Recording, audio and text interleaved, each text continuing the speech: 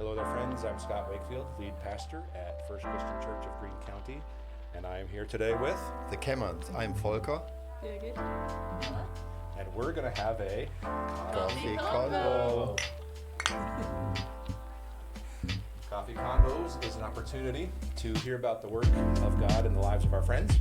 And so we have asked the Kemmanns to come along today because we are focusing on people that have received Team Code Awards.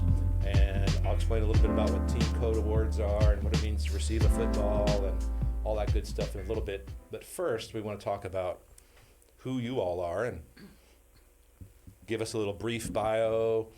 What are you doing here? Not necessarily today for the Team Code Awards, but We're here to get free coffee. what are you doing here in life? Yeah, Here for free coffee.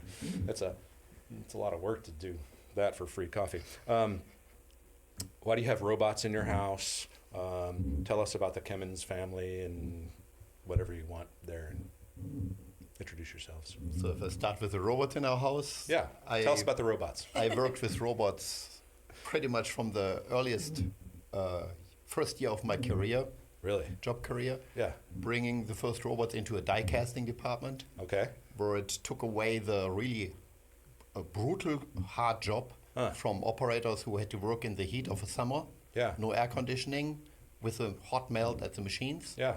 And then now the robot would do the hot part of it, and they would stand a little bit further away and watch the automation and make sure it keeps running. Yeah. He's going to have a website sometime soon. So that's all going to be on there.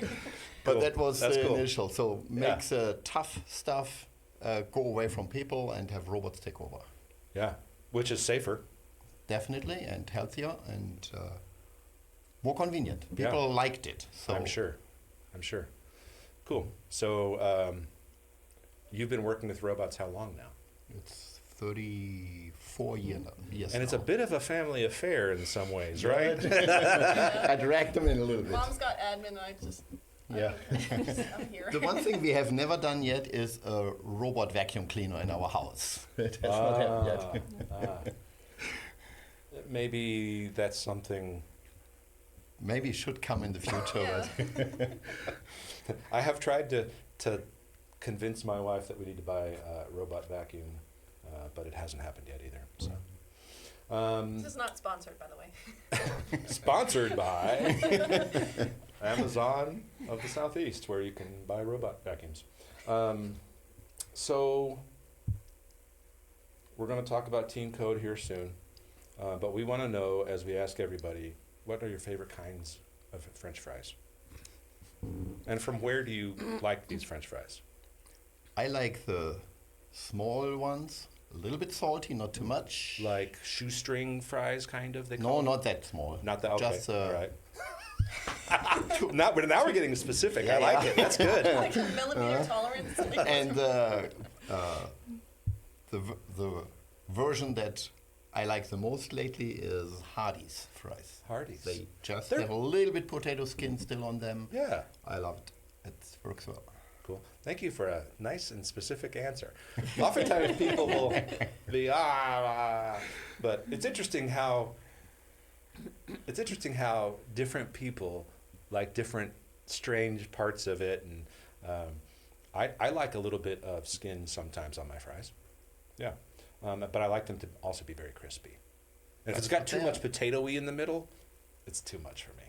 Okay, I can handle potatoes. I grew up with potatoes. Because we're German. Not to be stereotyped. Fries, French fries. Do Aubrey's thick cut potato chips count? Oh. Always. Hey, whatever you choose counts. Thick cut Aubrey's potato chips. Yeah, they're like circular. Otherwise, Oh. Culver's. Yes, probably. Culver's. Mhm. Ooh. I don't think there are very many Culver's around here in the South. There's No. one on the Asheville airport exit. There is? Mhm. Wow. I recently was in maybe Greenville, South Carolina, somewhere. Yeah. There was a Culver's that we went to. So it's making its way down a little bit. Hopefully. Yeah, they have really great. This is a little plug also for Culver's root beer. They make their own root beer. That's cool. It's really good. Mm-hmm. Yeah. I would also have to say, no, actually, Pals. I think I said that last time, and You might have. I still love Pals A lot of people fries. go back to Pals because It's a local. Surprise. Pals are good. Too much seasoning, sometimes Nah. for me. Oh, whew. You more seasoning. Cool. All right. So we're here to talk about you all having received a Team Code Award, and you got a football. So for those unfamiliar with the practice, it's become a tradition for us every year at First Christian to have an all-church team bash, we call it, and we come together and we recognize everybody who has volunteered and served in any capacity, at any frequency, etc. But we will sometimes, we like to highlight people who embody what we call the team code, and there are 7 parts of that, by giving them a game ball that's signed by all staff and elders that just kind of represents, hey, you've done a notable amount of work and service or a particular way that's worthy of recognizing. And I think it's cool that we are saying what makes us really happen as a church is the body itself. And focusing on that, I think, is something we want to make sure happens. And so Team Code Maxim 2 is the one you all got a football for. It says, we prepare, which is our own strange little word of praying and preparing spiritually and in practical terms all at the same time. We prepare as if souls are at stake. The word does the work. Excellence matters, and feedback helps. By the way, this was, I think, the first one we've given to like a family or 3 people or beyond just a couple. It used to be one person, and then it became, sometimes we would do some couples. And I think you all are the first where we've gone beyond 2. Yeah. Okay. Yeah. And this is also a first because I think you may be now the most frequent guest on Coffee Convos ever. Yeah. And did you go back and see how my fries answer has changed? That'd be good. Yes. You should do that.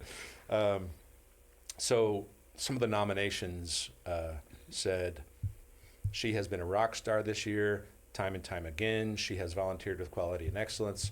I can't count the number of times she asks me and the people around here, is there anything you need? Can I get you anything? What can I do for you? She's constantly looking for ways to serve. I'm not sure which she that was in reference like mom or me. to. No, yeah. But it sounds like the only They 2 said possible something she's in the room. specifically Yeah. about 180, which I'm I'm not excluded sure on what that, mom is. that's for sure. Okay. Yeah, if there's one about 180 specifically, that's mom. Yeah. About the other 2, one nomination said this. Maybe this will help us figure that out. Team Code 2, because they have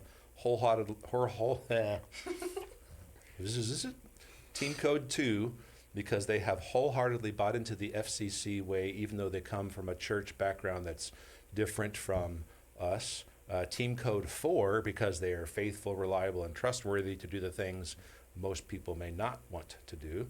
And Team Code 4 focuses on everyday boring faithfulness, and which non-FCCers hear sometimes and go, what are you talking about? But it's a good thing. And then this says, Birgit exhibits a quiet attitude of service, even in the mundane things like cleaning bathrooms, making coffee, serving refreshments for guests on Sunday, for students during 180. Some folks may see you on Sunday mornings, but may not be aware that she's also with 180 helping serve the students. And that's... And vice versa, too. People come to 180 and then... Oh, yeah, and then see her on Sundays, yeah. That's 125 plus most weeks lately. It's not a small crew. Volker, do I have that close? Volker. Volker. Very good. There's a little more R in there, I think, than I've been saying. Okay. It's very tall. It's the... All the vowels in German are very tall. Volker. Volker. Danke. Was that hot? Was that high enough? Yeah. Has humbly led as a service leader. For us, a service leader is in charge of a team of people in a various time or place.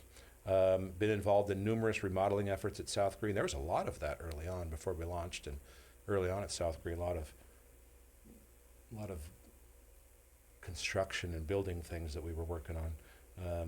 Team Code 7 because they formed their life group by single-handedly recruiting all 5 families. And then it says, on Sundays, they patiently instruct many of the young kids at South Green how to set up and clean up. That's been super cool to see. In fact, it says, he has personally taken several of the boys and taught them certain things with setting up and cleaning up, taking them under his wing to encourage them, to disciple them. And then it says, this year's team code, game ball number 2 goes to Volker, Birgit, and Nilla Kemmann. Nimmen Kemmann. So thanks you all for being here. I want to stop talking because I've been talking too much. What's been helpful and what have you learned about yourself or the church or the body or the Lord? What are some things you've learned by serving that have been helpful to you? First of all, if I may start, Yeah, I was still brought processing my us, it created friendships in a very fast way, much Oh, that's faster good. than we expected. That's good. So we felt very quickly, Yeah. we started serving here at Greenville Greenville, pretty before early South on. Green started, Yeah, right. and immediately were received in the group of others who were serving. So they made us part of their team Cool. with no friction. It felt like it felt like. Were you in the expecting a lot of friction from no us? hesitation or you're new or Yeah, right. with but they immediately put us into action. Yeah, That was very encouraging. that's good. That's helpful to hear because one of the things we try to say is there are lots of things to do, no doubt. And in fact, you kind of have to pick and choose quite a bit. But serving can be so important because it is an automatic place where some relationship building can happen much quicker than most folks expect. Mhm. Yeah, that's good. Cool. Yeah. Anybody else? Anything else? It was. Go ahead. We especially enjoyed being in the VHQ and praying during the service. They would come home and talk to me about it and how nice it was. And we weren't even part of a life group back Mhm. then. And people told us, well, wait until you're part of a life group. That's really cool. And we're like, well, we don't need a already life group. cool. This is already so great. This is so much better than we expected. Yeah, good. So, yeah. And even young kids are praying for the pastor doing the service. and Yes. It's really, That's really neat. you've both highlighted things I think happen more on Sunday mornings, especially. It happens at other times too, of course. But when we're together, the relationships are happening fast. We're praying for one another. We're praying about other things going on. And actually, we're praying through a list of needs that happen for the people at that site that we're serving with, that we're ministering to, that are coming. And I love that you highlighted the kids piece of it too, because when they're a part of that serving team, not only are they being modeled for how to serve by someone usually older than them, showing them how to do some things, but they're hearing mature believers, this is how prayer works. This is how you do it. And sometimes those kids are jumping in and saying things. I think that's super cool. That's a piece of it that I don't think a lot of people see, but that does go on every Sunday at every service. Yeah. It's part of the engine. I think Charles Spurgeon was one of the first. Somebody was visiting in London and said, "Ooh, wow, how'd you get all these people together?" And he said, "Well, let me show you the secret." And they go downstairs.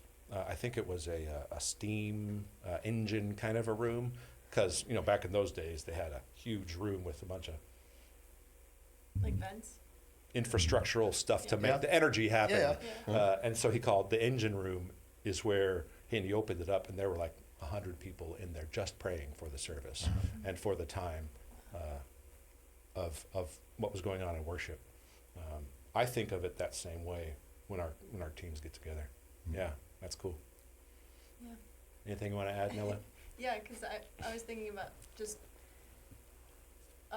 my brain kind of hooked onto like the kids, and I kind of feel like almost like that. Like I get to see, because I've served here, I get to see like older believers like pouring into me in a way that makes me feel like just, you know, Christ is enabling me to do things that I couldn't before, and like I get to learn and I get to be mentored, and like it's, I don't know, just the way that you guys treat volunteers on like all levels. It's like everybody has the potential to be equipped by Christ, like to be a leader, if I'm making sense at all. Yeah. Well, and that serving culture helps It's everybody. dignifying, it's honoring and respectful, Uh-huh. and it just encourages me all the more. Mhm. I think another thing I've learned is just like, Meaning it gives you a sense of confidence that you have something to contribute and or have a specific like thing that skills to God's gifted develop. you Yeah. with. Yeah, I mean, I've even started considering starting online school again, just based off of the volunteering that I've done with you guys, because you guys have encouraged me, like, yeah, you're actually really gifted in like organization and admin and stuff like that. Which is true, I think. Yeah, I agree. Yeah. And I think I've seen that for so many other people too. Ah. So many people have, like, I've seen come out of their shells because they started serving, and it's just cool. Yeah. Yeah. Lovely. I think that also points to something that I've seen happen from within much faster than I thought it. Like I thought it was going to be many years down the road before we started getting some folks from within thinking, hey, my life's work or God's will for my future is something I began to learn as I served in the body,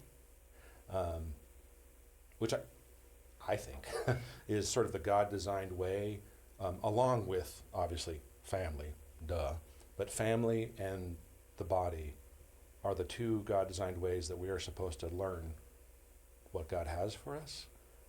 So I think that points to that in a way that's happening much more around here than I foresaw. And like a lot of younger 20-somethings-ish, pillar young adults, are thinking about things like you just said. Yeah. Yeah. It's super encouraging. And it's teaching me how to treat others in that same way too. Like those who are helping me in what I do, those who are over me, those who are technically under me in some ways. Like, Mhm. yeah. Cool. So it begets more of it. Yeah. It's disciple making. Huh. Any other thoughts? Yeah, the key behind that, I feel, is, and that goes back to the New Testament when Christianity really began. The Lord didn't pick people who were already perfect in that capacity. Right. You know, the fisherman, the tax collector, and the people he picked up. Yeah. He gave them tasks, Mhm. and they learned as they were following him doing these tasks. And Absolutely. later, when he left them behind, they were able Yeah. to then entrust these tasks to others and move on and continue. And I think that's what was so encouraging to see. We were new, nobody knew us really well, but somebody realized we can hand out those invitations and those attendance cards, the worship guides. Yeah.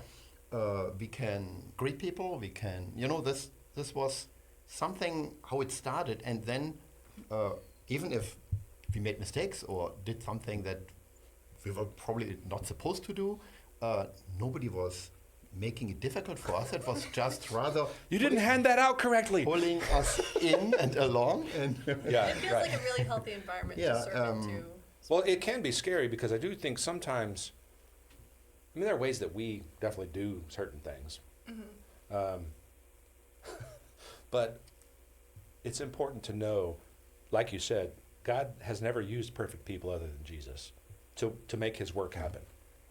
And we're all going to make mistakes. We're all going to have to learn. It's the openness to learn and the environment of grace around all that makes that happen. Yeah. Feedback helps, basically. Feedback does help. Ooh, that's good. You're there being administratively on top of things, pointing back to stuff that I should be saying that I haven't been, which is what preparation is.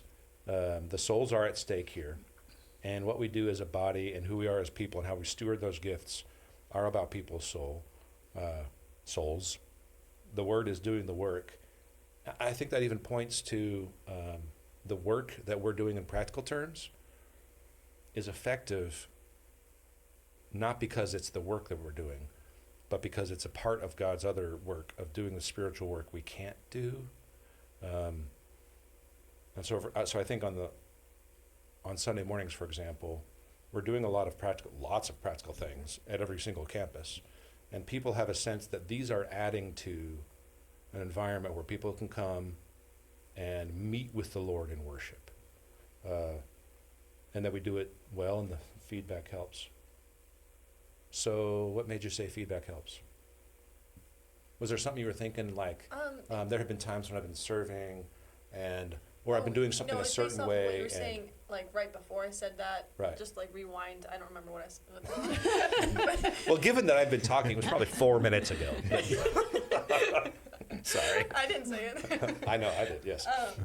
So I think it was, I can't remember now. I'm totally blank. It was based off of something that we were saying, and I was just like, yeah, it's like a healthy environment where, it was because we were thinking about, like, serving out cards, and you said, you're handing them out wrong, like, as a joke, but yeah. So my question remains. Sure. So why I said feedback helps. I think how have you experienced that? I think healthy feedback helps is a way to elaborate that a little bit more, but it doesn't need to be, like, on the document elaborated that way, but. Well, that's not dumb. It's not dumb. Yeah. But that's a lot of words to put on one website. We're probably not going to add it in there. But it's a good clarifying thought. Yeah, because you can have really unhealthy, very critical feedback that is technically feedback, but it's basically stop doing this. Right. And this is a bit more Catalyst language, but around Catalyst, where I work, we have keep, start, stop. Yes. Is how we are supposed to address each other. Yeah. And we try to incorporate all three of those things in, like, the same go if we can. Yes. I don't do a good job of that, but it just creates a really healthy Well, environment. stop not doing all three and keep doing it at all and start doing all three. Nice. Go ahead. Good job. Exactly, yeah.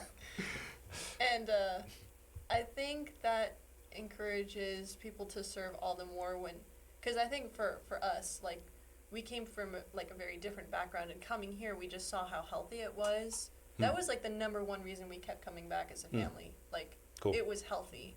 Everything seemed healthy. Everything was honest and open, but also full of grace and truth, which both are important. Yeah, it's good. That's why I meant healthy feedback helps. By the way, keep, start did stop here, start here. What? Nothing, sorry. Oh, I thought it started at Watermark. That's all right. It didn't actually stop here in the whole scheme of things. Someone else came up with it 10,000 times before us. But healthy feedback helps, or graceful feedback, or helpful feedback helps would be good. Plus it's HFH, it kind of rolls off the tongue. So maybe you just add it to the team code. Do I get another football? One per person. Or group of 3. What would you say to people who aren't yet serving, or who are scared about serving, or, something like that? Any advice for someone? Well, everyone is encouraged to just do or serve in a way that they're comfortable with. You're not being told we need people in Kidsman, so now you're doing Kidsman. That's not your thing. And yeah, actually, I was pretty happy with just making coffee in the back corner of the kitchen. Uh-huh. And then all of a sudden, I'm walking down the aisle and giving out worship guides. And it was no problem. I never thought I could do that or sit here. Yes, But your presence here today, talking to throngs of dozens. Yes, it's cool. it's just loving people around us that encourage. Yeah. I'm glad you pointed that out, because we do want to say here. A lot of times people say, "Well, what do you need?" That's not really the question we're going to start with, even though we do have needs. We want to say, okay, we do have some needs, but what do you need? How has God made you? What are you interested in? And maybe even what do you have particular expertise or skills in? And how could we loop that into what we need? So it's coming together with the needs of the people and the body, and not just one or the other, and doing that in a way that's where people are. I think it's really helpful, because that's, I mean, it's a little scary sometimes for people to even start to serve in some way, because, yeah. You know, thoughts, advice for people? Yeah, again, when people have the hesitation of doing something, committing to something that they don't know what it is, Yeah. start just by helping a little bit without a commitment at first, Right. and get the feel of it. I mean, there were so many situations that we have now with different campuses Yes. on setup, on cleanup afterwards, and somebody who just first time learns how to take down one of those curtains and fold it up in a way that next week the setup team is able to detangle the magnets Yes. that hold them to the ceiling. Yes. That is something you learn very quickly. Sure. And I don't know how many people have now done that already. And after the first time seeing how magnets find each other, it's really interesting, and pinch their fingers when they don't be careful. Magnets are really strong. Right. Those are. Happens too. Right. But you try that, and a week later, the same person comes back and says, "Oh, I can do that." And then I would say, Yeah. find a second person, because two people together, it works better. And you're serving all the time. this is a start. And Yeah. Well, and some of what, and in a few different ways, I think you've pointed out how in the way we want to think about serving, yes, it's getting practical things done, but it's also helping others to learn that stuff. And that is the beginning of disciple making, relationship building in a way that feeds and helps people to grow.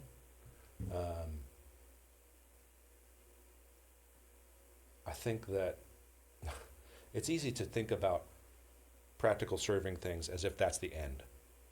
And I think it's even easy on Sunday mornings at a various campus. We have to get this done by this amount of time and cleaned up or whatever. And it can feel like that's the end goal. However, that's just the means toward the end of discipleship and disciple making and growing people. That's something I want to make sure that we continue to have as a rooted heart thing for us as a church. Yeah. And it's really cool to be part of the team, Yeah. and then to sit during the service and let the word do the work. It really, yeah. That's great, Amazing. because we want to continue to say you can both worship in a way where you are not having to do the serving thing, and others are serving you. We're all serving you at that moment. But then there's also a serving thing where you get to do the same thing. Both of those happening for people on Sunday morning, I think, is a critical piece of our overall vision of people, disciple building. Yeah, so good. Yeah. I have one other thought to add, like just serving in general, like the sacrifice part of it is sacrifice is intimidating. And I think this is kind of like something that I'm still learning recently, and kind of wanted to share it. But best way to describe it, like when you're serving anything, you're expecting, like you're trusting in basically what you're serving. I'll start in a different way. Sorry, Dan Enright came into Catalyst one time, and we started talking about serving and how he started in like his 20s and in different ways. And one thing he said to me was, the only moments I regret in my life were the times where I didn't entrust myself to the Lord. But